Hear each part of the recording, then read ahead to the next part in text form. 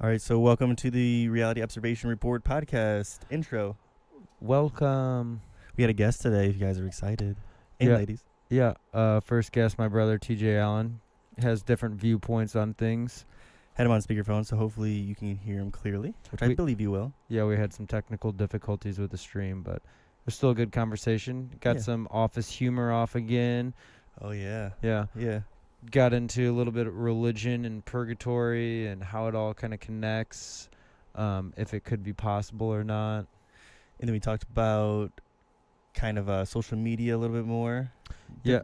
Different aspect. Yeah, dove into how it kind of affects the way we experience situations and experience events like concerts or just being in the moment or lack thereof. Talked about dreams a little bit. Hit Yeah. on dreams. And same thing for aliens, too. Yeah, talked about aliens. If they're walking among us, the probability of them actually existing out in the world, and if there is a planet of dogs. Yeah, and if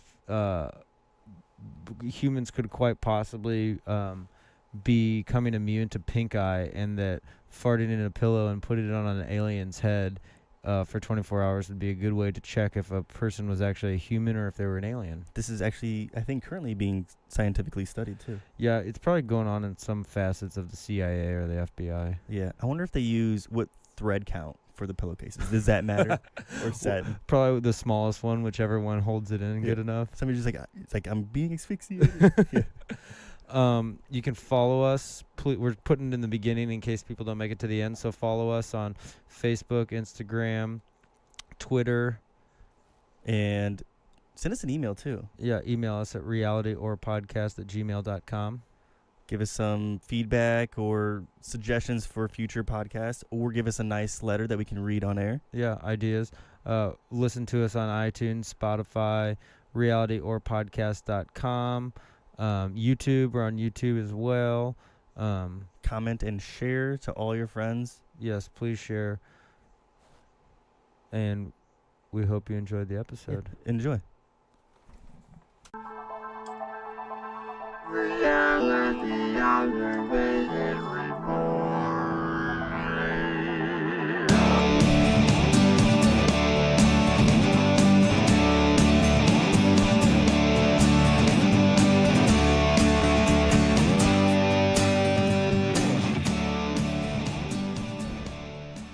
That's a nice little countdown. Yeah. I don't know what was going on with the video thing. It was weird. Just a loop, feedback loop. Can always do it next week or so. Well, I need to look at a more in-depth tutorial on how to do it. Yeah. Oh, it's live now. What? You're live now. Yeah. We are live now. Sweet. I don't know what was up with the video feed. Something was wrong with how we...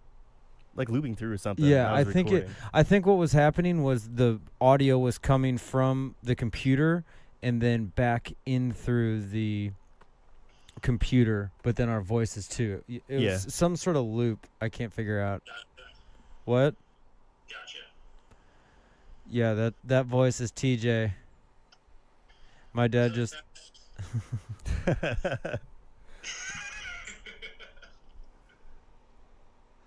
Boom. All right, so back to our conversation. So what have you been thinking about lately? Nothing really much, honestly. Just I don't know, just going through life, I guess. What about you? I've been thinking a lot about I forgot what it's called. What is it called? What does it start with? No, it's Akashic Records. Okay. So are you familiar with what that is? No, not at all, actually. So Akashic Records are these records that basically it's kind of like what we were talking about last week, how if you could like download if you could like upload your information somewhere, like your memories and stuff, up into, we said that your brain was like a USB drive or like an SD card, and that your memories are stored in there, and then we were wondering if when you move on to the next life, if you get to take those memories with you, or if just your being, if just your spirit or your soul goes on without those memories. So basically what the Akashic Records are, Akashic basically means like the ethereal, or kind of almost like the cloud, like it would be like a common cloud. So basically that's where you store all of your past occurrences. That's where everyone's past occurrences are stored, is in the Akashic Records. So they talk about it in the Bhagavad Gita. Okay, I think you've mentioned this before after you explaining it to me. Yeah. Okay. Yeah. So it's basically like your memory goes up there, and then it's stored there, and then you can tap into your Akashic Records by meditation, or by doing this prayer thing that I read about. But this guy that could tap into it, his name was Edward Casey. Okay. He was, I think it was like back in the 20s, or maybe even the late 1800s. But he could like tap into this stuff. He would go into like a trance, and then have someone ask him about someone in the past or the future. And how he got the information was he tapped into the Akashic Records, and he either pulled down stuff that was going to happen, or pull stuff from the past. So basically, like the Akashic Records are, just this library of information stored in the ethereal that people can tap into. But I think that's how people are able to tell time. I think that's how people are not tell time, but like tell the future and stuff. I had like premonitions and stuff. Yeah. Okay. But I think that's pretty interesting, because I think that maybe if that is real, maybe that's how, psychics, if they are real, or psychics if they're not real. But that's how like psychics and Nostradamus could tap into that information. Yeah. Kind of like that Black Mirror episode. Which episode? Where they basically they can replay all of their memories through their own eyes. Oh yeah. So have you watched that show at all, Black Mirror? The only one I've seen is the simulation one, where his mom gives him a call and he's like terminating the simulation. Oh. And it happens in 4 seconds, but the whole thing feels like it's yeah, like months or year to the dude. No, TJ, are you talking about the episode where he basically, I think we've talked about this before. Whoa. But basically, was that on the computer? I don't know. It sounded like your elbow accidentally hit a keyboard. Yeah, that was weird. But no, so the episode is basically like their heads are filled with, I guess they can take pictures and they can play back stuff from their life, right? Pretty much everything. So they pretty much, when they're having sex, they don't look at each other. They just play back old images of themselves having sex, so they're not even like looking at each other. I think we've talked about this. Yeah, we have. But then, so the guy is on. He's away for business for some reason, and he suspects that his girlfriend was cheating on him, because he comes home from being out of town, and he goes to this weird house party, and this dude's there, and then the dude and the chick are acting weird kind of around each other, so the guy's like, he's suspicious, and then they go home and stuff happens. He starts drinking and stuff, and then he makes somewhere or another. How does he find out? How does he get his first hint? I can't remember if he forces her to play it, or if you can get into other people's memories and play it for yourself. Yeah, so somewhere or another he sees like a clip or whatever. He's like asking her, and he's like, play that day back, and then he plays it back, and sure enough, he can project it onto the wall, basically. Yeah. And that's how he finds out he's cheating on her, or she cheated on him, and it just causes all this shit. I'm pretty sure he goes and breaks into the dude's house. Well, I think he breaks her memory chip or whatever, and she loses all of her memories. Oh, that's weird. Everything's logged into it. But that would be sweet if that's how. Well, not in real life, but you're talking about after you pass away, you die. That's where you're, you can kind of just access it at any time. Yeah, but certain people can access it all the time now. Their Akashic Records. So they can do future stuff, like you said, like Nostradamus was saying. So that means the world or the universe would be in an eternalism view. Remember we were Right. talking about that? Right. So that means everything that's going to happen has already happened. We're just kind of just going through it like a movie because the movie's already recorded. It's just we're pressing play. And Yeah. the end of the movie's already been recorded. So like we're gonna get to the end of the movie. So that's how it would be then. And you Yeah. could just like tap into like fast forwarding the movie and then going back. That would make sense because how would you be able to see the future if it?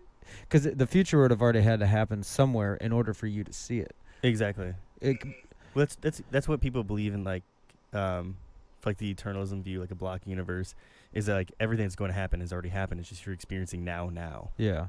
TJ, what's the Catholic Church's view on that sort of thing? On uploading your memories? Yeah, like after the afterlife, what happens to you? I mean, I'm not very well versed in. I mean, I converted to Catholicism, but I'm not as well versed. But I mean, basically, you die and you go to heaven, or you either go to heaven or purgatory. And what's purgatory?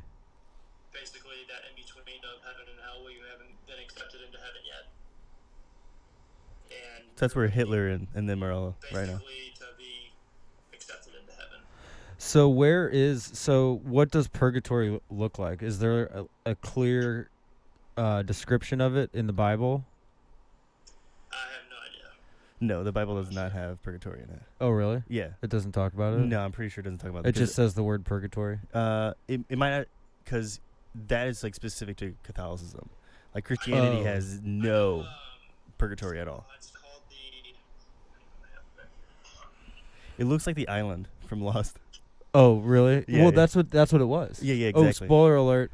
That's what the Yeah, that's what the island it lost was. But it's post spoiler Yeah. alert on that. but that's bullshit because they talked about when they first made that show, like after episode 2 or 3 or season 2 or 3 or 4 or something. Someone asked them if the island was purgatory, and they said no. Yeah. And the story goes about Lost is they didn't even think that they were going to come back after a first season. They thought that it would be canceled or it wouldn't come back. So they didn't really have an idea in mind of exactly what it was. You can tell. You can definitely tell because it doesn't. And J.J. Abrams, I think, was only like in the first 3 or 4 was the writer, the director, or whatever in the first 3 or 4 seasons. So it lost its original meaning. You know. Yeah, especially like they time traveled. Yeah. That was weird. And what really pisses me off is the first season was awesome because there's a polar bear and there could be kinds of signs of alien life and you don't really know what it's going to be, and then it turns out it's purgatory. Cool. Okay, so you said the Bible doesn't reference it at all? No, just in the sense of how Catholicism says it.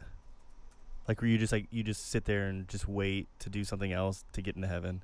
Okay, so I have the Catechism, Okay. the Catholic Catechism. It's like another book, basically with all the Catholic laws and specific beliefs, and says the Church gives the name purgatory to the final purification of the elect, which is entirely different from the punishment of the damned.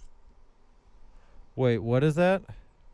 The Church gives the name purgatory to the final purification of the elect, which is entirely different from the punishment of the damned. So the damned go to Those hell. who die in a state of friendship with God, but who are not fully purified and perfected, are assured to their eternal salvation. So it's just However, like they must undergo a purification to obtain the perfection of love and holiness needed to enter heaven. so basically that's where atheists go. So that's where we're gonna be. Yeah, basically, yeah. It doesn't have a description of what it looks like. Following paragraph says it is impossible for us to imagine what purgatory is. Of course. Traditionally, it has been described as purifying fire. Since the human soul cannot be touched by earthly flames, the image serves to recall that perfect love is achieved by gradual and painful spiritual detachment from selfishness and self-centeredness. Huh. What do you think of Pascal's wager? Of what? Pascal's wager? What's that? It's basically you just are religious just for the sake of it could be right, it could be wrong. So you're not really religious, you're just believing in it just in case it is real. See, I ask myself that sometimes because I'm like, well, fuck. What if it is real and I didn't buy into it? Am I gonna regret not buying into it? No, Or if 'cause you're gonna go to purgatory, right? yeah, but if you think about it, think about it this way though. If you believe in it and it winds up being true, you're cool. But if you believe in it, if you don't believe in it and it winds up being true, you're fucked. So if you believe in it, then you're good either way. Yeah. See, I still just choose not to believe in it at all because it's just not real. Like in my sense, like okay, so you go to heaven. Hell is equally as awful to me as going to heaven, because what am I gonna sit there and just like praise God for all of eternity? Yeah, but we've talked about it too before. That what if it's the word heaven is actually whatever you envision your heaven as. We just use the word heaven as a definition. It could be Well, I know heaven's like where God resides, and that's why you want to go to heaven. Isn't because like that's the end all be all. It's because you need to be closer to God or want to be closer to God, and God just happened to reside in heaven. yeah, and if your if your definition of God is your inner self, then technically your definition of heaven is your inner self or whatever that place is. Yeah, I guess my heaven would be just observing all of time and reality, just being able to observe all of it. So being that was your heaven. No, I guess like I don't want to call it heaven, but like the idea of what I would want if I'm dead is just have my consciousness just observe every possible thing that this universe has to offer. Like, and not just like this universe, I guess, the entirety of all of reality, what was before the Big Bang, and then what post our universe when it dies of a heat death. Yeah, if it was in fact started by the Big Bang. Yeah, that's what I would want to view. But to be like where heaven is and just like clouds and golden gates and a guy in an old ass robe with a beard, I don't want to be in that place at all. But equally, I don't want to be in hell either. But the thing is with hell for me is why I don't believe it's real, is because like it's just a story to scare kids to not do bad things. Yeah. But you have no sensory outputs. Like your skin is an organ to like feel flames, right? But like there's no such thing as a soul. Like show me at the body where there's a soul. I can show you where there's a mind. It gets in your brain, right? Right. Well, that's your brain. Yeah. Where's your soul at? Like, and it has nerve endings to feel fire. Yeah. Just doesn't make any sense to me. I think a lot of it is just subjected to definition of words that we chose to describe words. Yeah. Or to describe things. Plus, I don't really think like after reading Hellboy, the Hellboy series, where Pandemonium's like where Satan lives. That this is in the comic. It doesn't seem so bad. What? Pandemonium, where Satan. I mean, utter chaos. Some people would like just straight up chaos. There's a comic book series called Sandman, and he ends up the guy Dream. His name's Morpheus. He goes to heaven to help like a former love escape from there, and it's just like it's not that bad. And then Satan's just like, I don't want to do this anymore. Well, his name's Lucifer. He's like, I don't want to do this anymore. Yeah. It's like I'm done, and just like abandons hell, and then nobody's getting into hell. But I don't know. To me, it's just all stories. It doesn't seem like it contradicts itself constantly. It's just impossible things going on in it. Right, but I mean, I think that's just subject to interpretation. I always hate that fallback on there. Well, I interpret it this way. Like, no, the Bible has been wrote. Like, this is exactly what it says. You can't just change it. Yeah. I don't necessarily not think it's real, but I don't know. It's an idea. It's just a moral code that people had back then to make sure everybody gets along peacefully. As long as you believed in that religion peacefully. If you didn't, then they'll just kill you. Yeah. But I think it was just a way to govern people. Because if it was a real thing, why isn't there atoms in there? Why would God give it to the most illiterate people at that specific time? Like the Chinese were like vastly more intelligent in the Middle East, but he gave it to like the most unintelligent people, and then didn't mention anything about the inner workings of reality. Like why would he not mention atoms? Or photons. He did, particles. Adam and Eve. It's not yeah, that's the same Adam. Yeah, and we're supposed to be all inbreds. That's what true evolution is. Well, I was reading this article today, and it was this guy was talking about how we scientists, religious people, pretty much everyone need to stop focusing so much on the physical aspect of the world and trying to figure out the physical characteristics of the world. Why are we trying to deduce things down to the most minute physical characteristic. We won't move forward until we start looking more into the things that aren't in the physical world, like thoughts and, like we always talk about, consciousness. Yeah. But like looking more into that, understanding. Well, we can do both though. See, for me, is like, I'm not saying like God isn't real. I'm just saying the God of the Bibles, any sort of holy texts, aren't real. Like those aren't real, because there may be a creator, but I don't think it's the one in white robes or Muhammad. Well, and you can even go and not necessarily saying God isn't real, but the definition of God. Okay, I get it, a supreme being, that whole thing. But then also in old texts they talk about light, things of light, balls of light in the sky, and things coming out of that. You know, they only knew how to describe light. They only knew how to describe beings and knew how to describe the... Yeah, but if it's in the Bible, God's telling them these things. Why is he telling Well, no, I'm not talking about the Bible. Okay. I'm talking about, like, other older... like the Bhagavad Gita. They talk about wars in the skies and stuff like that. So it's kind of like... it's... When I say open for interpretation, I just mean the interpretation back then when it was written of explaining things and that sort of thing. Yeah. So it's kind of also, I guess it's all kind of subjective to what you have at the current time as far as words and comparisons of what's going on. Yeah. You know, we couldn't get to the word iPhone without first having the silicone chip, or you know, like that sort of thing. You have to like build upon the things that you use to describe things. Yeah, I always said that like, I think now religion is getting in the way of science and progress of science, but it helped birth science, because everybody said, okay, this is how it's going to be, and here's our book, our holy text of how the entire universe and creation was.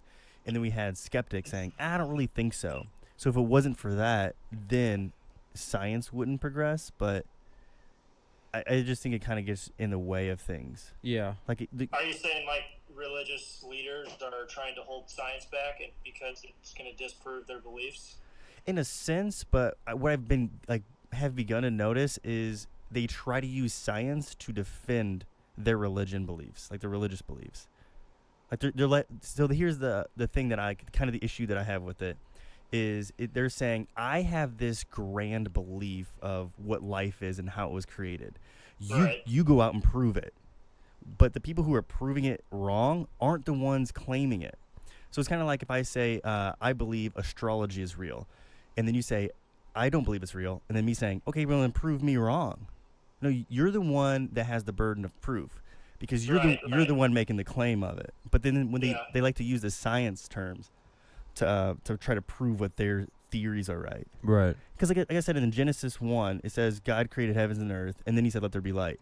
Well, we all know that the sun's older than the earth. Like right there, it's wrong. Yeah, I don't. It's just another thing. It's just another thing you read. There's so much. I feel like there is so much stuff out there that it's hard to believe things nowadays. Yeah, There's so much skepticism. There's so much skepticism. Having the internet created skeptics. Yeah. Which I think it could be good, but the thing is, like, if you're getting your source from sites that you consider trusted, and this is the thing, like a book. When you read a book, there might have like a few numbers. Like if you read any scientific book, it'll have numbers, and you can go back and it will cite their sources. The internet doesn't really do that too often. That's kind of why, like, I remember when Wikipedia came out, and you're in college, you can't use Wikipedia. Right. But now Wikipedia has tons of sources of where they got that information, so it's kind of a good source. It's like, hey, if you read this thing, this is where you can find all these sources, and it'll have multiple numbers to multiple different articles. That is good, but a lot of people will just read a headline, not read the entire thing, and then just immediately make their decision. Yeah. Yeah. Well, it's good to be skeptical, though. That's how I kind of go about. Yeah, but I think it's bad because the one downside to the internet is because now everyone, it's like, well, I look at CNN or something and I'm like, okay, oh, this happened. But then you go somewhere else and you see CNN is left wing or right wing or this or that, and then it just makes you question, like, well, can I trust them? Who's telling the truth?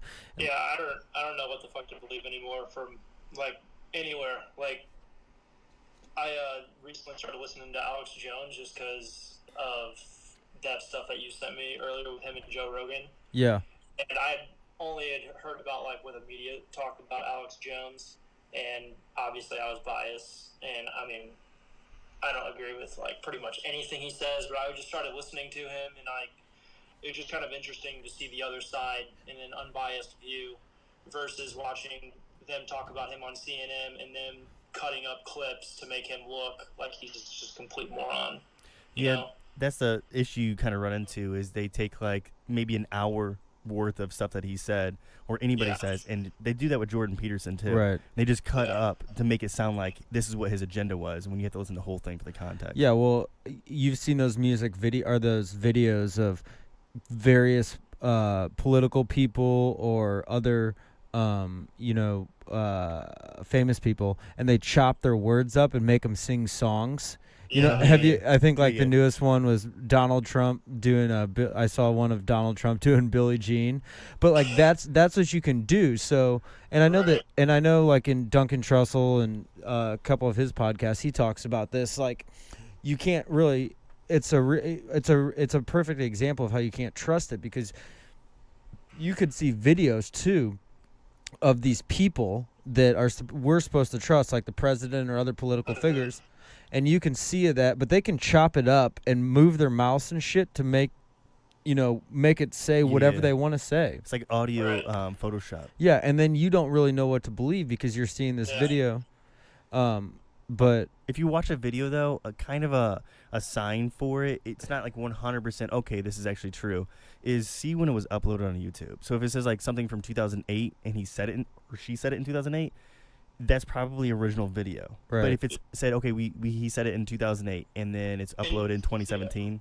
Yeah. And you can look up official transcripts too. I know you can look up speeches and stuff. Oh, really? Yeah. That's nice. It's just like a harder way because like we want our information way faster now, and we can't trust it, you know. Right. But we're going to trust it.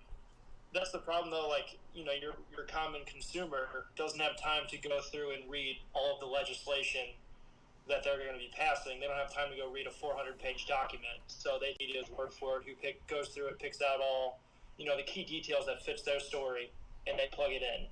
Yeah. And then you go off based off of that. Yeah, exactly. But the thing is, like, we are voting these people in so we don't have to read that shit, you know? The thing dropped, by the way. Okay. But yeah, like, so the whole idea is like, okay, you're gonna, because I think here just had like a bunch of elections. Yeah, we did here. Yeah, so what we do is we elect somebody to represent us so we don't have to read that shit. But then again, like, we have no idea what their agenda truly is behind it. It's like, oh, they have a good face, or they can speak well, but they just might be a poor choice I don't for you. speak so good. Yeah. I wonder if you lived. I don't speak so well. If you have two properties, right? Because I think you have to live in a certain property for a specific amount of time. I mean, in order to run for Congress, is if you have multiple properties, can you hold two different seats? Like, okay, like one in Kansas and one in Missouri. Wait, say that again? So if you have property in both Kansas and Missouri, you decided just to run for U.S. Congress in both Kansas and Missouri. I think you can only run for one. I know, but why not run for two? I think it's where you claim your primary residence, where you claim your taxes. Yeah. Oh, yeah. That would make sense. Can you not get speakerphone with FaceTime? No, you can do speakerphone. The whole thing. Is speakerphone. Yeah, as I say, the whole thing is speakerphone. Oh, so you put headphones in. Stupid technology.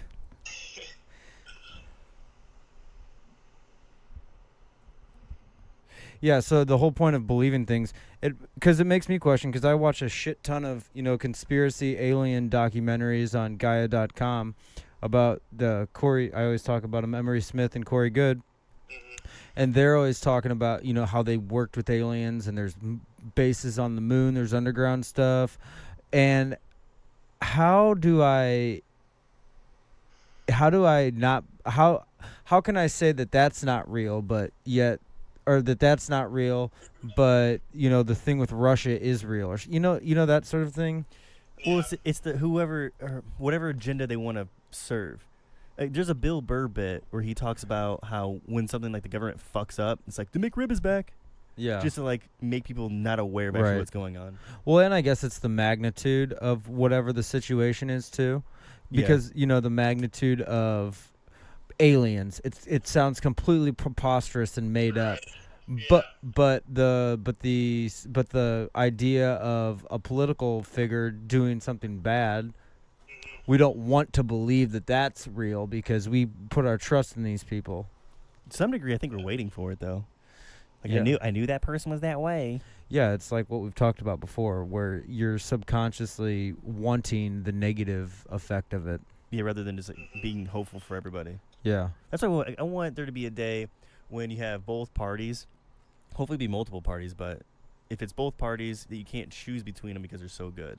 Yeah. Like both of them are equally as good. You just can't decide.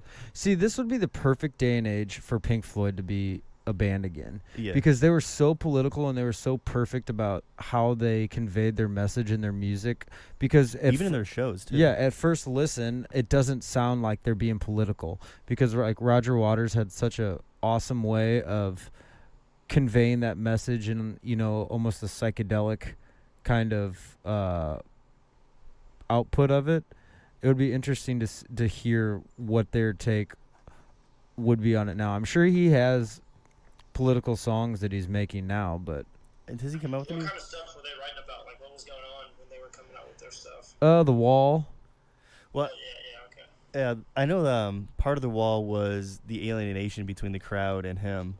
Yeah, because he spit on a Yeah, during the Animals tour. yeah during the Animals tour. Roger Waters spit on a fan, and he like didn't know why he did it, so he went into this kind of like dark reclusive depression. And Do you like the final cut, by the way? the album, Yeah. what's a good song? What's the main song on there? Not now, John. I don't think so. Okay. I don't think I've given it much listen. To me, it just is like an epilogue. Like an outro. Yeah, it's like to Pink Floyd. It's like that's kind of like their last love letter Yeah. type of thing. I was just curious. Yeah, I kind of think Father John Misty did that with his pure comedy album, where he just talks really? about like I don't know. There's a lyric in there in one of his songs. I can't remember exactly what it is. I think it's Ballad of the Dying Man. I'm not entirely sure, but he talks about like we believe in like fairy tales, and I don't know. Like one of the lyrics is from rented heavens to shadows in the caves. Like the whole idea of the shadow in the cave thing, Right. where you're like locked up and you see the shadows in Yeah. the cave and you have no idea. Kind of like that. But if you listen to pure comedy, that like the majority of the entire album is extremely political. Like it also talks about what we're gonna do with technology. I don't know. I guess some musicians are. It's just to me what it seems like with music. If we're gonna go on that topic here for a second, is that there really isn't a lot of political music being made in the mainstream. It just seems like fun. We're all happy and fun. Right. And if you think, Kendrick Lamar gets pretty political. oh, does he? Yeah, I mean, I think his last 3 albums have all been very, very political. Huh. I know Lupe Fiasco has put out some stuff. What stance does Kendrick Lamar take on it? Take on Like what? political, like what's his political stance? I mean, obviously he doesn't like Donald Trump, all the police brutality that's going on. Oh, okay.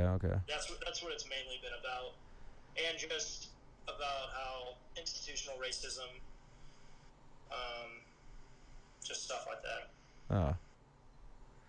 Yeah, I think it's because the people that run the music industry, the people at the top of all the major record labels, they could super quite possibly be part of the deep state government. It would not surprise And me. have them run the agenda of it. Yeah, because like think about it. What is other than the news? What is the best vehicle to get a message out? Yeah. Is music. Everyone listens to music in some capacity. Movies too. Yeah, movies.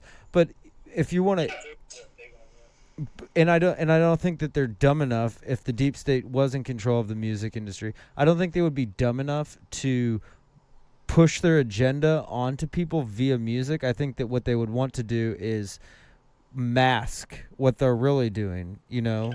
Yeah, so I was saying like, oh, something fucked up in the political aspect. McRib is back. Right. Like Yeah, that. exactly. Yeah. Yeah. I mean, don't get me wrong. I love music so much, and there's a lot of good music. But a lot of stuff on the radio. What is it about?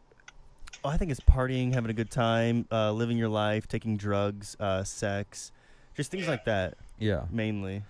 Things that I wouldn't. mean, do you think people just like the distraction? Like they're tired of hearing about it because the media blows it up 24/7. All of the news is politicized now. I mean, do you think people just like it because it's something to get away from it?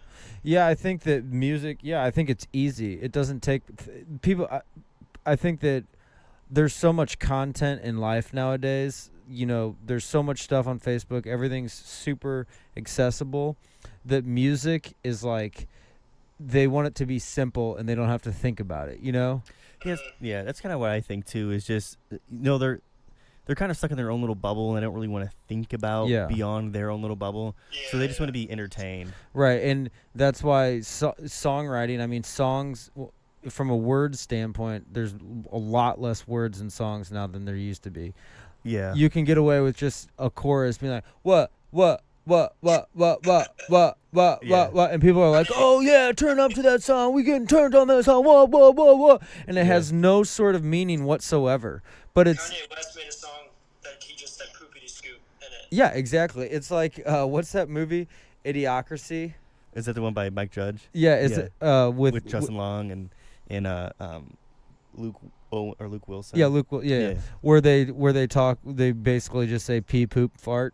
You know, that's that's kind of what music is like now. It's just but what I really do think is good for the music nowadays is it kind of gives producers with a lot more credit than they used to not get, because now the music has to be nails and has to be better than the words and the singing, because that's all easy. So they gave the producers a chance, whereas opposed to like back in the day, like Aretha Franklin or a bunch of those Motown singers, they recorded in this little studio down in I forget the name, southern Memphis. Do you know what I'm talking about? No. Oh God, what is it? Somewhere in Memphis. I can't remember the name. TJ, will you look it up? Where a lot of Motown music came from? Motown? No, it's not Motown. It's super. It's on the tip of my tongue. But anyways, so there was the backing band to like all these great Motown songs were just like 4 white dudes that were just killer drummer, killer bass player. It starts with an M. Muscle Shoals. Oh yeah. So there's a documentary on Netflix about it, but it's like these 4 dudes that pretty much wrote all those songs, or did the music behind it, but they never got any credit because they were just the musicians, and the singers were now it's shifting. Singers are a dime a dozen, but the producers who can write great, catchy, interesting songs are where it's at. Yeah, but I think that's the music that you're talking about there, in my opinion, is manufactured music. Yeah. Not like a group, like a band that gets together, and maybe they only say a few words, like the band Rat-a-tat. Like they don't say anything, right? But like their music is kind of like, I don't know, has some certain feeling to it. But I think it's got melody. It doesn't. They substitute the singing and the vocal melody with, interesting sounds that are kind of made melodic. But I think like bands are still doing it. It's just more so than ever. It's just what can be commercially sold, what can get a lot of downloads now. How can we sell out arenas with this type of thing? Because if you have a band, let's say like what we grew up with, that's not going to be happening now, because we aren't the ones that are like, even though we are buying tickets to go see shows. Like here's an example of the difference in music that I started noticing when I was a teenager, is the 2 main types of music that is going to be made for money now is older bands that our parents grew up with, because they're kind of on the our kids are teenagers, let's go out and see them, right? So those older bands they grew up with from like the 60s and 70s, they were touring again, right? Now it's going to be 80s bands are going to make a comeback, because the people who grew up listening to that music, they're older now and they can go out and experience the music again, and the music now for the younger generation, right? And I guarantee you, when we turn 40 to 50, it's going to be 90s grunge bands coming back together to play again. Yeah, I don't foresee a lot or that new rack. You know what I'm saying? Like, 80-year-old Kanye West. yeah. Yeah, I don't know if he'll be around. Well, I mean, Puff Daddy's around still. I don't think he makes music though. I mean, well, he probably produces music, He- but I haven't heard a song from him in a I long think time. he just listens to something. He's like, "Yep, there's another million. There's another million." Yeah, but that's how I think it is. So I think there's bands that still have their own agenda for political or environmental or social. They still have that. It's just kind of difficult to find it on your radar. Yeah. Type of thing. That's why I Yeah. think Spotify is so great. Now it's not like an advertisement for them at all, but you can just search, or even YouTube for an example. You can just kind of find similar bands to it Yeah. and discover music that way. So somebody who's like struggling, I think now is kind of a good time because we don't have to buy, the Motown records anymore if we don't want to. You can go on SoundCloud and find somebody and actually directly support them. Like I was saying, Right. like Patreon or anything like that, GoFundMe. Like you can directly support them rather than just completely cutting out the whole record stuff. Yeah. But it's gonna be a lot more difficult. Like still the goal in people's mindset as a band is to get on a record label because then they do all the advertising for them. Yeah. And I know we've talked about this before, but the whole going to the concert thing, there's a lot of people now that just go to concerts because A, they want to do drugs and dance, B, they actually care about the music, C, it's what everyone's doing, or D, I have to get this on camera to prove that I was there. I was Yeah. watching the PGA Tour yesterday. There's so many phones. Yeah, So there many was. stuff. Did you have you seen any of that, My roommate watches the PGA Tour. dude? So I Literally, when they went, see it every once in a while. yeah, when they went on like close-ups to like golfers, like everyone around them was on their phone, just like they were like trying to film Tiger, or film whoever. All these golfers, they're just trying to film them. They don't care about being there. They just want to show and say that they were there. That's the whole thing. All those, and granted, St. Louis had a great crowd, great turnout for it. But a lot of people, they really do not give a shit about being somewhere anymore. All they want is those likes from that post that they're gonna put, that picture that they're gonna put. They want the best picture of Tiger because they want people to know that they were there, that sort of thing. Yeah, it's kind of weird. It's almost like a narcissistic behavior. Yeah, they're not going there for them. They're not going there for themselves, per se, for their entertainment. They're going there for other people's entertainment through them. Yeah. I wonder what's the opposite of where you don't want to be in pictures, you don't want to be in video. A recluse. Okay, that's probably what I am. No, but I saw everyone just recording on their phones, and I had friends that went there and they love golf. I know they like golf, but I bet you there were so many people there just to say that they were there. And I get it. It's a fun thing. It never comes to St. Louis and that sort of thing. But I just question why everyone's on their phone, looking at it, documenting it, not living in the moment. And there is a certain. It's okay if you want to document it to watch it later, but they literally don't care. They just want to throw it up for likes. Like when we were at Joe Rogan and there was those. Everyone was quiet because we were listening to him. We all paid money to come see him, hear him talk. And there's these girls over off to the right just yelling and talking over the top of people. And I saw some guy have to go, ask him, hey, will you be quiet? Will you go over there? And it's true. It's like, why are you here? Don't come here. You're coming. Your intent is to come here just to come here because it's a fad, because you want to take that one picture and then you don't give a shit. Just don't come. Dude, even he mentioned that, remember? Yeah. That one girl who just like thought that she was above everything and just like going over the things and taking pictures of them. Yeah, she ran up and tried to take a selfie in front of him, and he's like, "Bitch, don't take your picture in front of me." Yeah. He's like, get her out of here. Where's the security? Yeah, I bet she's like, oh my God, why is he being mean to me? yeah. It's not about you. Yeah.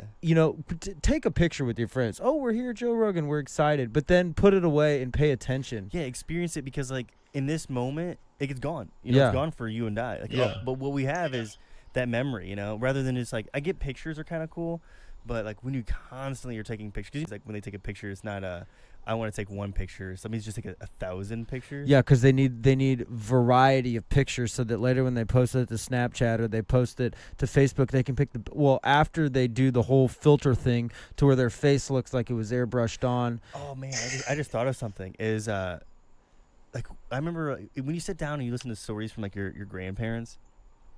I think when we get older and we become grandparents, it's like, here's all the photos, look at it. And the kids have no fucking idea. Yeah. You know, but it's the We're story. gonna play our Facebook flashback videos. Yeah, exactly. Yeah. But I think that's why I don't really get out my phone, because like what I like to do is grab little things from here and there. Like anytime if I'm ever anywhere and I have 51 cents, I'm smashing that penny. Like to have that printout thing. Oh yeah. I'm doing that every single time. Like Well, your grandkids are gonna be confused because you're gonna show them a picture even on your phone or wherever it is at that point in time, and then like, Grandma, why do you look like a duck with deer antlers or bunny ears? Why do you look like an animal? Were you an animal when you were younger? I don't understand. Your face looks so gross now, but it was perfect back then, and you had these freckles and this big tongue, and you had glasses. It's like these.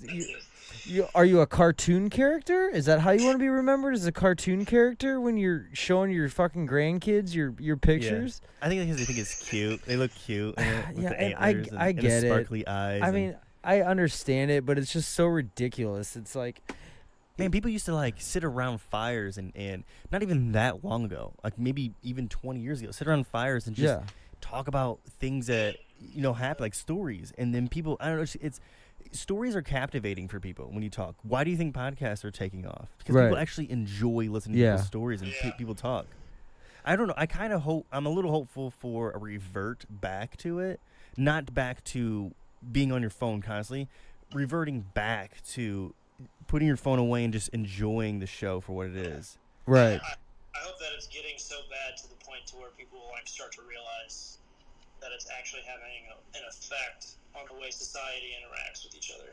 Yeah, it's kind of weird too if you think about it. Because let's say you go out on a date with somebody and you both are on your phones, what is the point of being on a date? Well, you sure as fuck don't care about the person that you're with. Yeah, exactly. Yeah.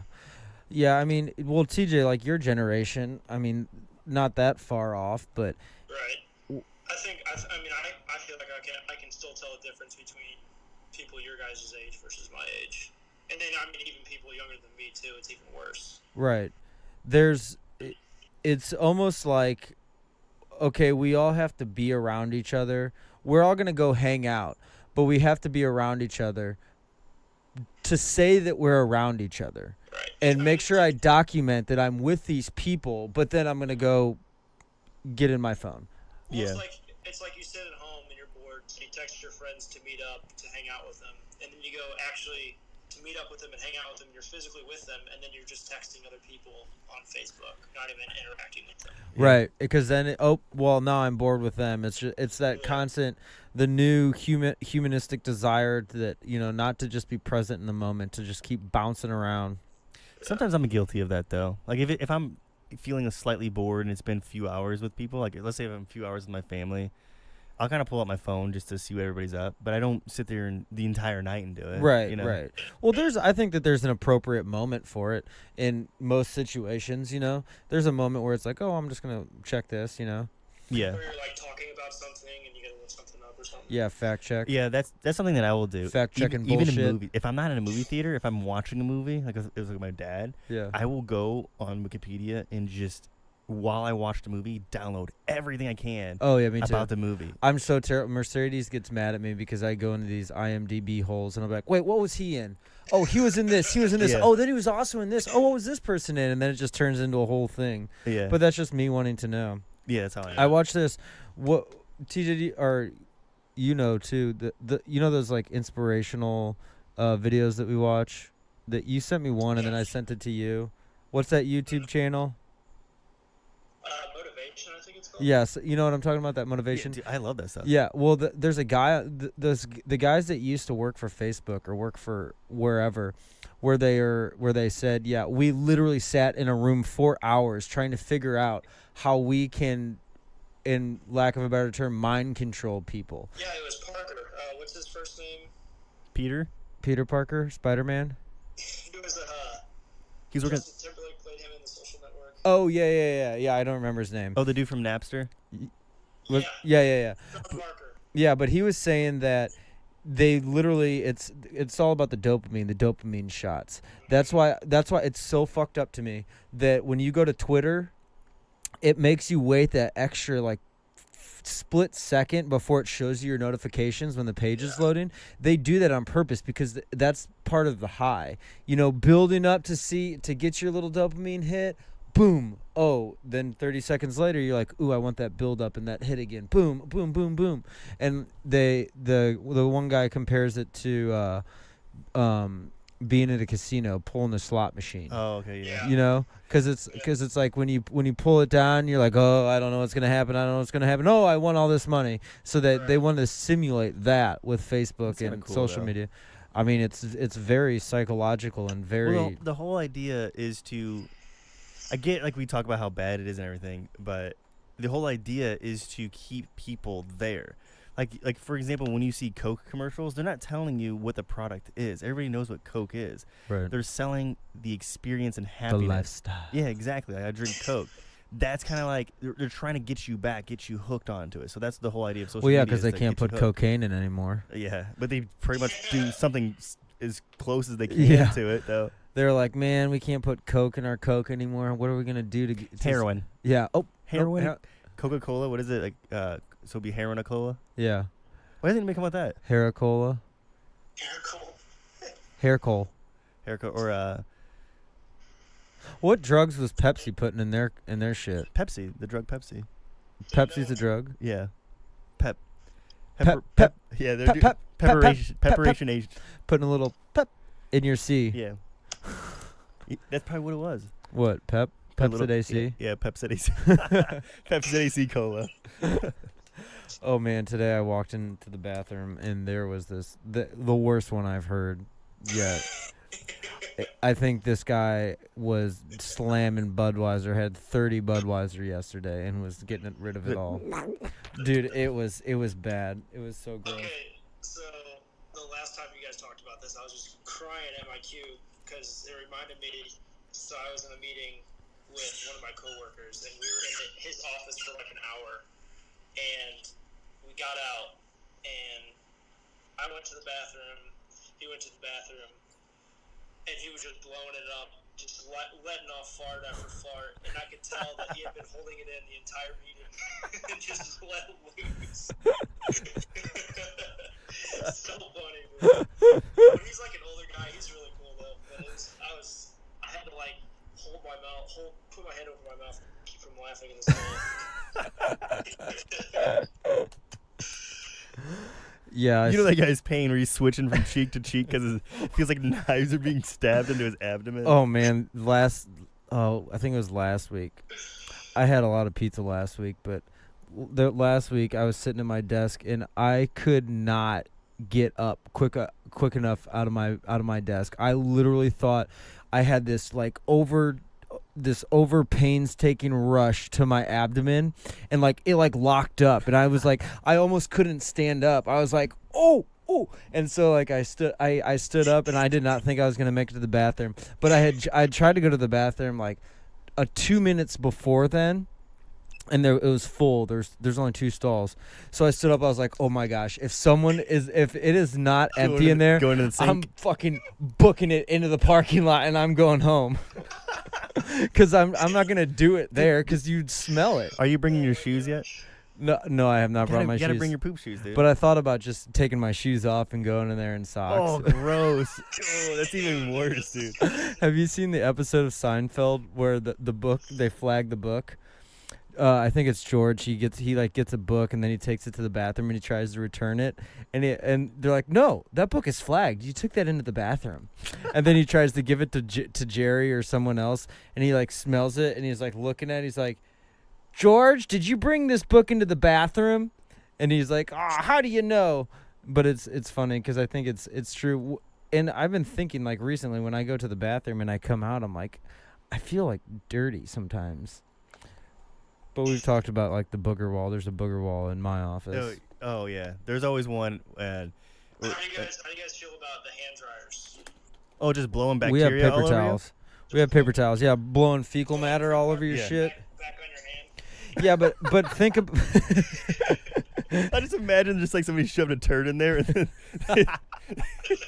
they cupped their hand to put it, and the turd just falls right. Bloop. Well, think about where you put your like your toothbrush is always in your bathroom. That's why you put it in the vanity cabinet so it doesn't get like poop. But there's still poop in there. I know, but it's gonna reduce it just a little bit. Put like There's a no way- I think there's poop everywhere though. At even this bowling balls. Too. yeah, at this juncture in time. everywhere. Yeah. At this juncture in time, there are so many people in the United States that there's poo particles everywhere you walk. Yeah. Oh yeah, for sure. I don't understand how people don't get pink eye more. Maybe we've evolved out of it, like to a certain degree. Yeah, actually, yeah. We're immune. Yeah, because there's so much methane. People are farting all the time. There's, 7 billion people in this world? That's a lot of methane gas. Yeah, if you go back to the 70s, it was half that, so it was half as many. Yeah, maybe our bodies have become immune to pink eye. Some of them. And then they're not a mutant when their eyes are just straight up pink all day. Dude, if I saw someone walk around somewhere and they had, like, massive pink eye, I'd be like, dude, you're a fucking alien because... Yeah. Or they're walking around just, like, completely, like, they just have adult jaundice. This guy really hasn't built up his immunity. Yeah, because on their planet, they don't fart because they don't have buttholes or they don't... Well, they don't process the same. They don't. There is no extreme. Like they don't need to. Yeah, there's no excrement because they don't eat. See, that's how I know like God's not real because he's gonna make us poop constantly. That's gonna be that's gonna be my new test. I'm gonna see if I don't trust someone and I think they're an alien. I'm gonna be like, listen, I have this. I'm gonna start carrying around a pillow. I'm gonna be like, all right, I have this pillow that I farted in every night, and I'm gonna bag it on your head. And if you don't get pink eye, then you're clear. But you're gonna be in a 24-hour holding cell to check you to see if you have pink eye. That's what it is.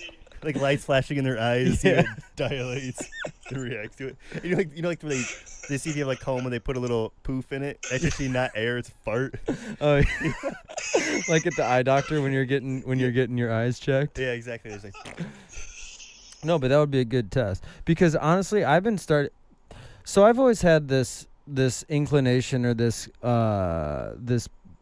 idea that how when you see someone and they look very similar to someone else. oh yeah, like doppelgangers. Yeah, like the whole Chad, the drummer from the Red Hot Chili Peppers, him and Will Ferrell are literally fucking identical. Yeah. Spitting image identical. So I don't think that it's because of whatever sort of evolution or whatever. It's because they literally came from the same alien gene because I think that we're all populated from some other alien species or whatever. But they are the most closest to that specific species. And around the world there's other people that are very similar. But I think that it's because but I always think I'm like, okay, that person looks like that person, they must be from the same alien species, because someday that whenever I'm questioning, oh, is this person an alien or not, because there's definitely aliens walking around among us. Yeah. Okay, so there's like this thing that reminded me of. Apparently there's supposedly 7 people that look exactly like you Me? in the world. Yeah. That's like the statistic? Yeah. That's the supposed number. See, that's weird. So there's 1 billion. So that means that there's 1 billion races of aliens. Yeah, right. I think they've only documented like 37. It wouldn't surprise me though, because honestly, I think if an alien race, let's say there has never been an alien race that came down here, if a brand new one came down here, they would look at all of us like, no matter what our skin tone is, hair color, eye color, they'd probably like, I can't tell you apart at all, because we look extremely similar. That's why when you spend like time around people that their characteristics are more noticeable, and you can even do that with animals. Like I can't tell cats apart at all, but I'm pretty sure Other than their color. Yeah, but I'm saying if you had a similar color cat, I probably wouldn't be able to tell. Oh yeah. If you have like 15 of the same looking cat, I could not pick out which one is your cat, right? Right. But if I spent time around them, I'd probably be able to pick it out. Yeah. I think that's kind of how it is with like if aliens came down. Can you tell ants apart? Can you tell like wasps apart? It's 'cause you don't exactly size. Yeah, but like you can't even you couldn't even tell if like what sort of species that wasp is. Yeah. To you, it's just a Is wasp. there different species of wasps? Oh yeah, there's tons of different ones. Really? Yeah, I there's thought like, there was there's just like, wasp. no, there's like you have different species of bees as well. Well, I know the bees. Worker bees, Yeah, queen bees. you have different ones that like build nests. You have ones that build like I think they use mud to build little homes, like little, Mud dabblers. yeah, those. Fuckers. So, there's ones that Fuckers. go underground wasps. There's tons of different wasps. Yeah. But like we can't tell. Underground's fucking terrible. Yeah. Wait, is a mud dabbler? I think that's a wasp. Yeah, it is. They fucking, they're sure. all over the place down by where my uncle lives. But that's what I'm saying. So like, if an alien species came down, yeah, sure, I have brown hair, but somebody else might have blonde hair. Well, maybe they look exactly the same to them. Yeah, maybe they're all aliens. What, wasps? Yeah. Wasp aliens? Well, wasp bees. Maybe they're not. Maybe they're not species from this world. I don't know. I kind of think everything is just even if you kind of look at it on the larger scale of things, there's nothing outside of this universe. So even if some alien species from the Andromeda galaxy came here, they're still within this universe. Yeah. Type of thing. So like we're all like the only way to actually truly be an outside alien. I don't know. I was gonna keep on going on. But I was like, okay, well, no, because then we're all part of the multiverse and the omniverse. Exactly. We're all set the same. Exactly. So we're just all within one. Yeah. So of course, like if my dad when I was growing up, he'd always tell me that if there are aliens that come here and if they're taller or shorter or if they have an exoskeleton or internal skeleton, just different makeups, how their eyes are, you'll be able to tell their environment because of how maybe the sun's brighter or dimmer, depending on their eyes. Right. Maybe their environment is a lot more difficult to navigate through, so they might have an exoskeleton type of thing. Like an ant needs an exoskeleton because things might crush on top of them. Right. Nothing's really going to crush us. So our skeleton's outside of our skin. Tiger Woods not winning that thing yesterday kind of crushed me though. Did it? Like emotionally. Yeah. Yeah. It's kind of funny though. I used to watch his little putt and it just like looped around. I always just want to go to a golf game because I don't care about golf at all and just laugh. Yeah. That's what I'm saying. Like, so I think that like you'll be able to tell kind of the environment where aliens are, and they probably wouldn't be able to tell us apart. They would just be speciesist. Yeah. Do you think that they are walking among us right now? My honest answer, because I'm a high-level skeptic, is no. Only because I don't believe they traveled here on spaceships. Like we talked about this before, they had to fold space, time, and matter to get here in some sort of capacity. Because if they're from Alpha Centauri, dude, what's that? 4 billion light year or 4 light years away? Yeah. So traveling at light speed, they would take here, unless tachyons are faster than light. They would have to travel here. As far as we know, light speed is the fastest thing that we know. They would have to travel 4 years. Well, it's not because they just broke it. Did they? I thought they, because I heard the tachyon was supposed to be faster than the speed of light, but they haven't actually discovered it. No, I think we talked about this a couple weeks ago. But I know, but I researched it and I couldn't find anything. Really? The closest thing was the tachyon, and they showed the tachyon particle. If it is true, that means it can travel through time as well. Because I don't know. So that's why I don't really believe that an alien is walking among us. Let's say for an example, if this alien was ousted, it wouldn't be like, oh my gosh, no way, I would have never believed it. That type of thing. I'm like, oh, okay. And then how'd you get here? That type of thing. Yeah. So it wouldn't really blow my mind as much as I think it would. Of course, if it looked weird and trying to destroy all of us, absolutely I'd be freaked out. Yeah. But if it just went like, hey, we were trying to help your society out, like, okay, cool. But it wouldn't, if they're, for right now, I don't believe so. But if they are, I wouldn't be surprised. Yeah. What do you think, TJ? Do you believe in aliens? Yeah, I do believe in aliens. I mean, just the odds, the probability of there being some other form of life not on Earth is... Oh, yeah. I believe in aliens. I'm not saying that I don't. I mean walking among us. Right. Because if there's 100 billion galaxies, and each galaxy has 100 billion stars, and each star has a habitable zone, if you even do 1 to billion odds, right, the odds, there's plenty of life out there then. Yeah. So for sure, but I'm just mean like traveling here. And I don't know why like super religious people get bent out of shape about believing in aliens, because I think that that you can believe in aliens and they can be real, and so can God. I think that both. God's an alien then, right? Yeah, I mean, I'm religious, and I think there are aliens. Yeah, God would be an alien himself. God is an atheist alien. Yeah, because who does he have to look up to? No. That's weird. Yeah, I've never thought about that before. Yeah, so everybody's okay with God being atheist? Yeah. Or does he just believe in himself, and we all believe in him? Sounds pretty egotistical. So here's a really random hypothetical Yeah. I thought of when I was not sober. So like, let's say dogs. We didn't know what dogs were ever, but when we were out searching for other life on other planets, there was just a planet full of dogs, and we had never, like, we don't know what dogs are. We were trying to communicate with them, trying to like write with them or speak with them, trying to send sound waves, trying to figure out their form of communication, but that's all they still act like dogs. Like, what if that's the case? Seems like for aliens visiting humans, and then humans are the dogs in the scenario where we can't really communicate with them? Or we actually see aliens. We got to a planet, and we found other life, and the other life was just dogs. And we assumed that they were some form of intelligent life. So we were trying to communicate with them in ways that they obviously could not communicate with us. I kind of think that would be the case. Yeah, that's a good. Yeah, I think so too. Yeah, because imagine if you went to Earth, however billion years ago, and it was just a bunch of fucking moles running around. Like if we right after, the Earth became habitable again, and the moles came out, and you came, and you're just like, look at all these moles.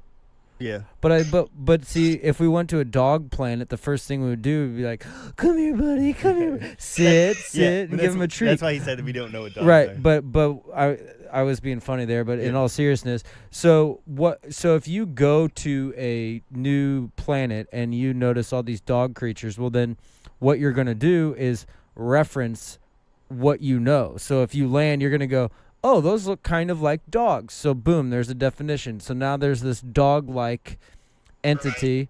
And then what do I know about dogs? Oh, I know they like treats. So I'm going to try to get them to do a treat. I know that they'll sit and this and that. So so if you think about that and then apply that hypothesis to us, it would make perfect sense, because an alien would come down and say, holy shit, they look like monkeys. What do monkeys do? Oh, they would have already throw poop.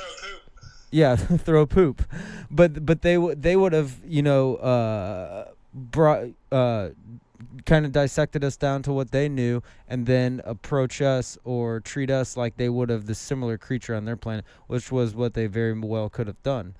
Or could be doing, yeah. Like just abducting us and then try to figure out what's going on with us. Dude, I watched this weird YouTube video today. Go and abduct a dog. Yeah, and see what it is. This video was it was like an alchemy video of a guy who took his own sperm and put it inside a chicken egg. Have you seen this at all? No. And it's like this weird, what the fuck? An alien egg. It was like an egg. He cracked it open, and this weird alien thing came up, and it's just like, is that real? I don't think it's real, but one of them like spit venom at him, and so he took a book and smashed it. And then, like, blood was coming out. I've seen that video. Yeah. I was like, this is so fucking weird. But see, there's the perfect example. Do you believe it or not? 100%, I do not believe it. It's just weird to watch. Yeah. He went through all this thing to make these weird little alien-looking... But the idea is like, oh, he's doing alchemy to create a new species. My reason for clicking on it was... this dude is jacking off on eggs. Like, why is he doing this thing? But then I was like captivated by these weird things that had like a little. One of them looked like. If you ever do you know who Starro is from the DC universe? No. He's this giant starfish with like an eye. Yeah. One of them ended up looking like Starro and it had an eye and would follow him. Like, are you kidding me? Like, people actually will believe this stuff. Yeah, I don't know. And it came out of a chicken egg. But what if it was real? It's not. You would never know. No, it's not. Why would this thing? It kind of looked like those one things where you're a kid and you can like shake them, but they go inside themselves and you can put your finger in it. It's like, oh yeah, they have like water. Yeah, so that's what this thing kind of looked like. Why would a human sperm cell and a chicken egg create that? Yeah, because I think that in order for things like that to work, they have to share some common DNA. Yeah, like we can't procreate with any sort of the primates at all beyond humans. Right. Yeah, maybe you can't. Are humans primates?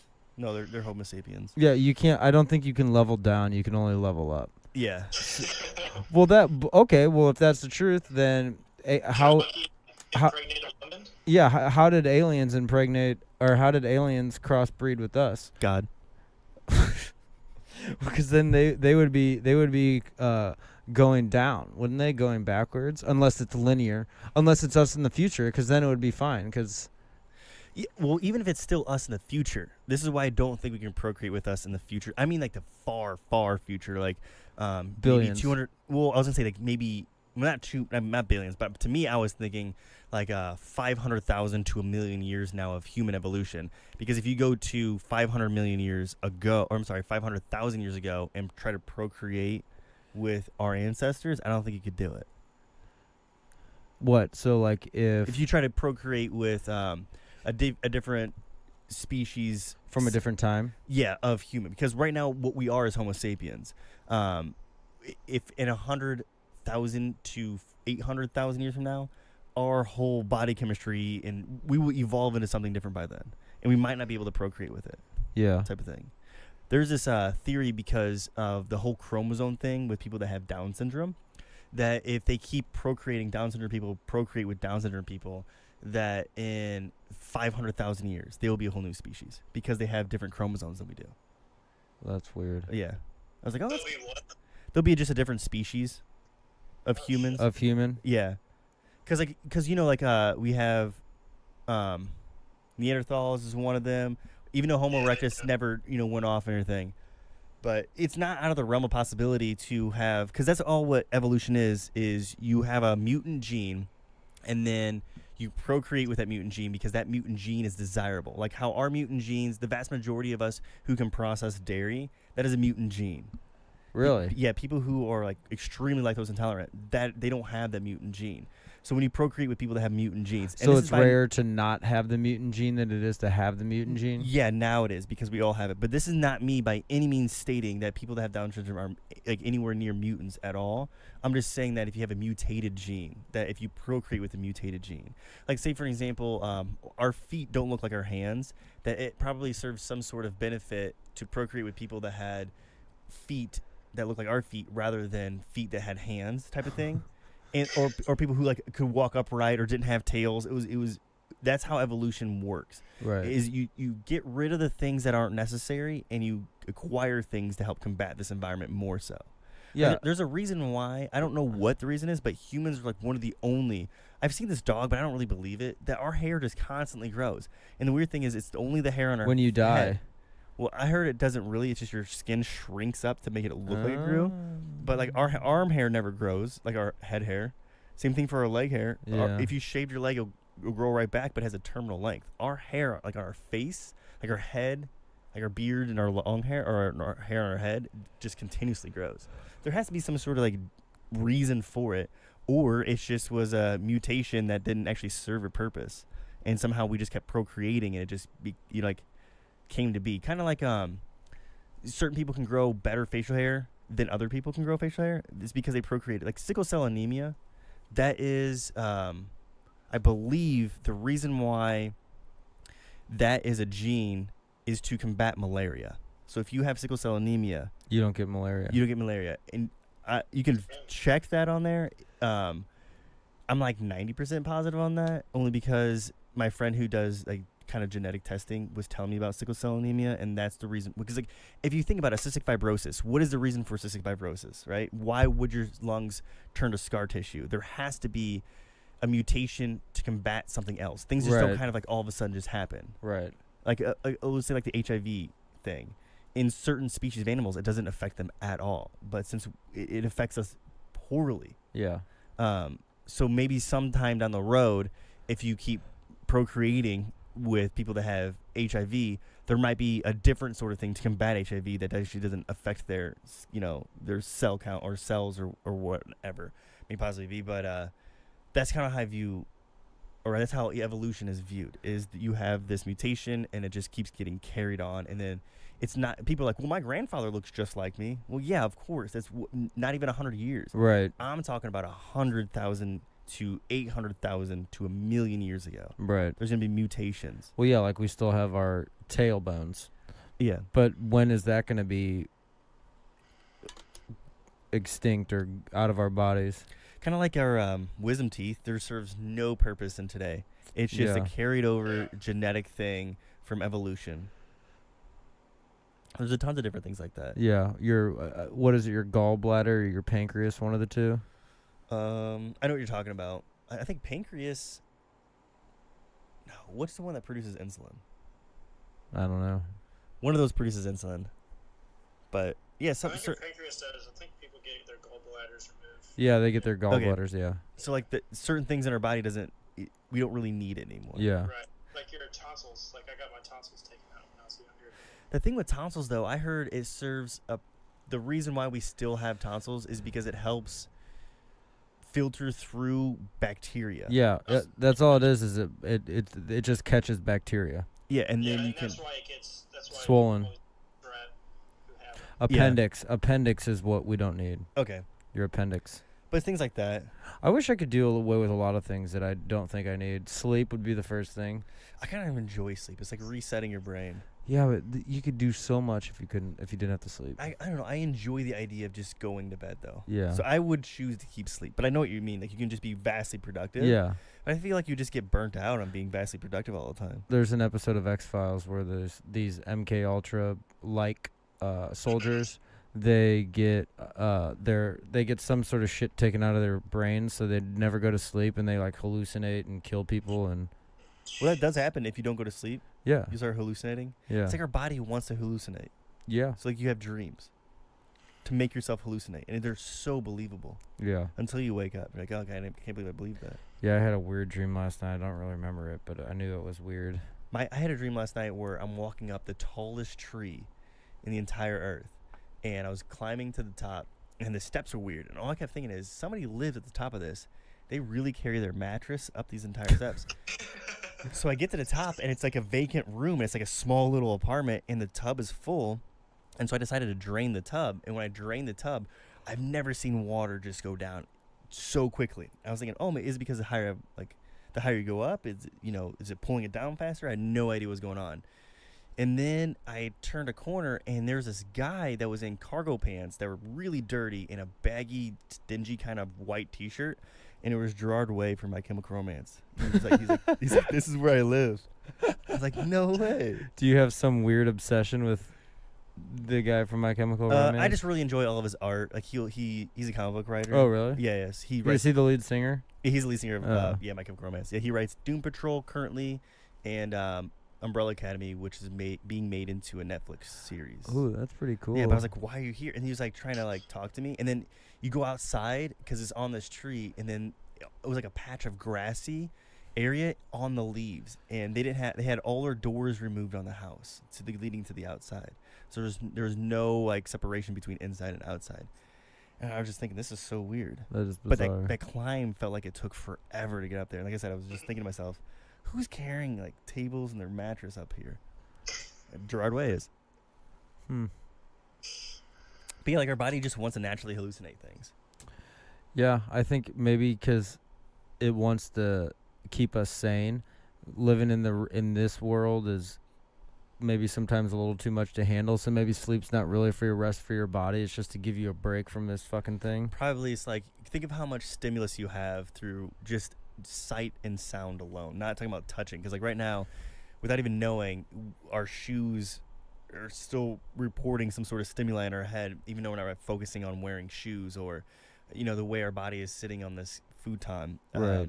But so you just have to shut it off, and our mind's like, okay, I had sensory overload. I need to just dump this into some sort of weird thing, and we're gonna show you something. And you wake up feeling refreshed or either lethargic. Some people wake up and just like, oh god, Yeah. because their body didn't go through all the stimuli. Just kind of like it's kind of like defragging your computer. Yeah. We're just defragging us. Do people still defrag their computers? I don't understand the purpose of it.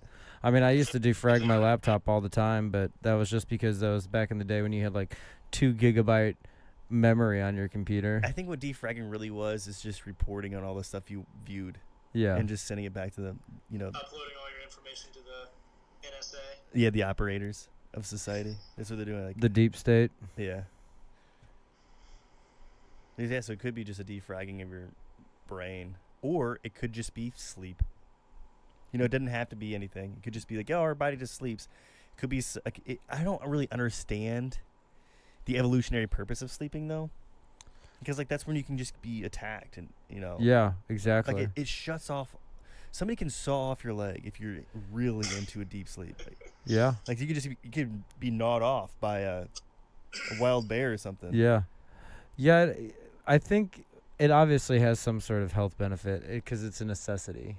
I kind of think too, like the whole idea of why we need to sleep, like defrag ourselves, is the same reason why our bodies kind of crave some sort of external stimuli, like alcohol or weed or methamphetamine or whatever it may possibly be, to kind of, or even caffeine or cigarettes, to shut our body off to some way, because we're constantly being, if you let's say if you just remain sober for like 3 years, your body just kind of goes crazy, you know, and we just need to I don't know, kind of escape the world, you know. That's kind of why, like, if you do art, if you do music, that's kind of your drug in a sense, you know. Yeah, because it's an escape. Yeah, so we all kind of need to escape from reality in some sort of capacity. Like reading is another one, building up an internal world of reading. Right. Yeah, it's weird how you want to have this world on the outside, the real world, the tangible world. You want to have that world, but you also kind of want to have like an internal world. You want to have sound ideas, and you want to be good at something on the inside, and you want to feel a certain way. So it's, you know, kind of like that double life factor. You're living two lives. You're living an external life and an internal life, and sometimes your external things don't match with your internal things. Yeah, the whole alignment's off. Yeah. I agree on that, especially because I just finished that book I've been talking about. I really thought before I read this book that the real world is quantum mechanics to some degree and neuroscience. And by the end of this book, it just confirms that's exactly how it is, because you have the external world, and your internal world is literally just your brain that has all these things coming out of it that are sensory organs and sensory things to like input the information from the external world to understand it. So your entire world truly is internal. Like, it seems like, you know, this water bottle's out and external, but I have this sensory thing called my hand that I can touch, and my ears can hear it crunch. I can see it if I wanted to taste the contents of it, but it's all being processed inside your head. Right. Is that we all just kind of want to understand what all of this is. For me, maybe not all of us. Some people, like we talked about before, people just don't really care. But that to me is how, it's to some degree why we want to shut it off. It's like, okay, I'm just tired of this. I need to go to sleep. I need to get rid of this, or, you know, get inside music and kind of like what you said, just be kind of like well, I mean, I'm kind of getting off track because my mind's kind of going different things. But why you want to kind of create or be better or just do things like that. Yeah, it's to re-infrastructure your internal, but at the same time your external, because you want to make yourself happy with what you are doing on the outside, but also on the inside. So it's kind of like a cyclical thing. Yeah, that's kind of twofold, I guess, because you want to create something, right? You want to create a song, you want to create art, but it, like anything that is internal, it never comes out in the external world 100%. The way you envisioned it? Yeah, but sometimes it can be for the better, and sometimes it can I think be for it's the because bad. of timing. I think because there's a time delay from it being thought about, or, you know, it being incepted to the stage of where it's made a physical thing out here. Because it's not ever truly, because your mind is probably always changing it in some capacity, so that when it finally comes out, you don't have the original thought of what it was, because there's a delay. Kind of the same thing for talking. Like, how many times whatever you're going to say to somebody is crystal clear in your head, but as soon as you open your mouth up, how difficult it is to actually make sounds with your mouth that just gets lost, or you stutter over it, or you're trying to say it and you're like, just moments ago, and my brain's already thinking about something different, right, and my mouth's like trying to catch up with it, right, that type of thing. So yeah, I agree, it's trying to be in an alignment of the external with the internal. Yeah. All right, CJ, have any thoughts? All right, well, I guess I'll wrap up for today. Had a good guest, right? Yeah, first guest. Hopefully everybody can hear it fine on the speakerphone and on the mic. Yeah, next time we'll figure it out. I think it should be fine, like listening to it now, because I heard it perfectly fine on the microphone or my Yeah, headphones. it'll be fine. It's just I want to figure out a way how to get people on via FaceTime. Yeah, that'd be better. And it'd be clearer too. Yeah. Follow us on Facebook, Reality Observation Report, Facebook, Twitter, Instagram. realityorpodcast.com too. Listen on iTunes, Spotify, Google Play. Actually, take this episode and listen to them on all of them. On Podbean and on the Google and on, I don't even know what Google's is called, so I'm just going to call it the Google. The Google. Yeah, and then iTunes as well. Yeah. And then comment, give us star ratings. Reviews. Yeah, and then suggestions and stuff too. Email us. Have you got any emails yet? Nope. Email us. I don't think people make it to the end of the episode. Oh, well, let's just put it in the front. We'll record this. Yeah. Yeah. All right, well, we'll check you out next week. So, adios, amigos.